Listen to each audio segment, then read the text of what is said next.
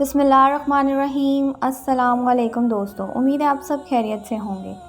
بیان کیا جاتا ہے کہ ایک شخص شہد، گھی، تیل اور شراب بیچا کرتا تھا۔ خریدتے وقت تو صاف ستھرا اور خالص چیزیں خریدتا، لیکن بیچتے وقت خوب ملاوٹ کرتا اور مہنگے داموں بیچتا۔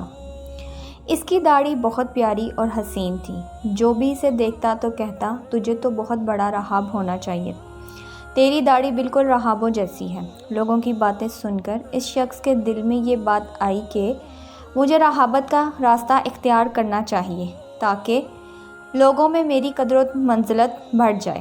چنانچہ اس نے اپنی بیوی سے کہا، لوگ میری داڑھی کی خوب تعریف کرتے ہیں، لیکن میرے اعمال سے بے خبر ہیں۔ اگر میں راہبت کا راستہ اختیار کر لوں تو خوب مالدار ہو جاؤں گا اور لوگوں میں میرا مرتبہ بلند ہو جائے گا۔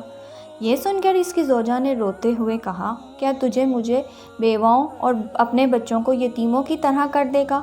اس نے کہا، تیرا ناس ہو، میں عبادت کی نیت سے کب راہبت اختیار کر رہا ہوں؟ میں تو یہ چاہتا ہوں کہ لوگوں میں میرا مرتبہ بلند ہو اور میں اپنی قوم کا معزز شخص بن جاؤں۔ عورت نے کہا، کہیں ایسا نہ ہو کہ تجھے راہبوں سے مل کر اور تجھے عبادت کے حلوات نصیب ہوں، پھر تو بھی ان راہبوں کی طرح اپنا سب گھر والوں کو چھوڑ دے۔ اس نے قسم کھا کر یقین دلایا کہ ایسا ہرگز نہیں ہوگا۔ بالآخر اس نے انبیاء کرام علیہ السلام پر نازل ہونے والی کتب اور انجیل وغیرہ کی تعلیم حاصل کی، سر منڈوایا اور بہت بڑے گرجا گھر میں چلا گیا جہاں راہبوں کی ایک جماعت پہلے ہی موجود تھی۔ جب راہبوں نے اس کی داڑھی کا حسن و جمال دیکھا تو اسے اپنے امیر بنا کر گرجا گھر کے تمام امور اس کے نگرانی میں دے دیے۔ گرجا گھر کے تمام امور اور خزانے کی چابیاں پا کر وہ اپنی مراد کو پہنچ چکا تھا۔ اس نے قوم کے سرفراز سرداروں کے ساتھ مہربانی اور نرمی کا رویہ اختیار کیا تو سب لوگوں کے دلوں میں اس کی قدر و منزلت بڑھ گئی۔ اب اس ریوٹی بناوٹ راہب نے دوسرے راہبوں کو حقیر سمجھنا شروع کر دیا، ان کی خوراک میں کمی کر دی اور ان کے مرتبے بھی گھٹا دیا۔ پھر ایک عابد و شریف نفس شخص کو گرجا گھر کے لیے آنے والی آمدنی پر نگران مقرر کیا اور خود عیش و عشرت میں مشغول ہو گیا۔ اچھا اور نرم و ملائم لباس پہننا اور شراب پی کر عورتوں سے لطف اندوز ہونا اس کا معمول بن گیا۔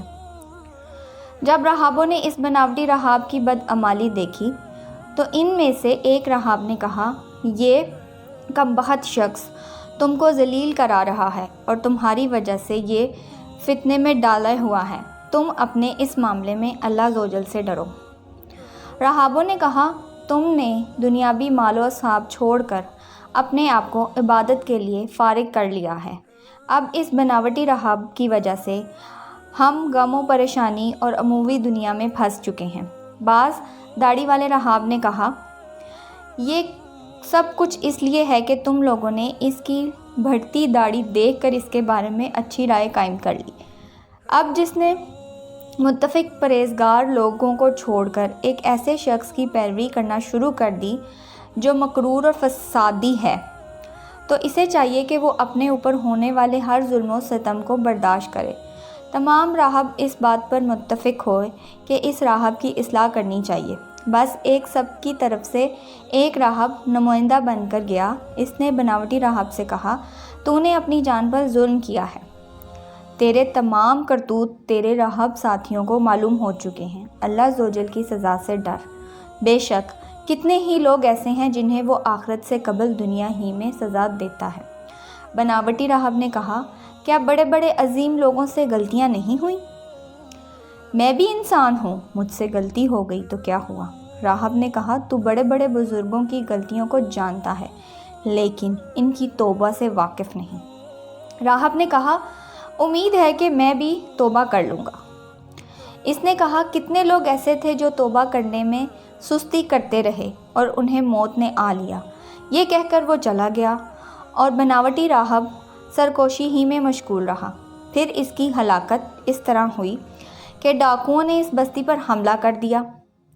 ایک ڈاکو راہب کو اس حالت میں پایا کہ وہ ایک عورت کے ساتھ بستر پر موجود تھا۔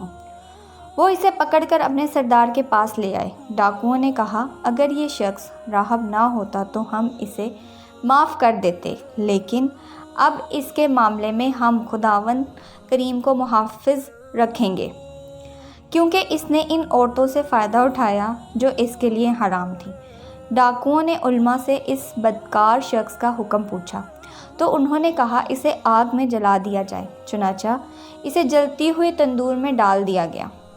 اس طرح اللہ تعالیٰ نے راہبوں کو اس بدکار کی شر سے نجات عطا فرمائی اور دنیا ہی میں اسے آگ کا عذاب دے دیا۔ یہ اس کی اس عبادت کا صلہ تھا جس کے ذریعے دنیا کی رضا چاہی گئی تھی۔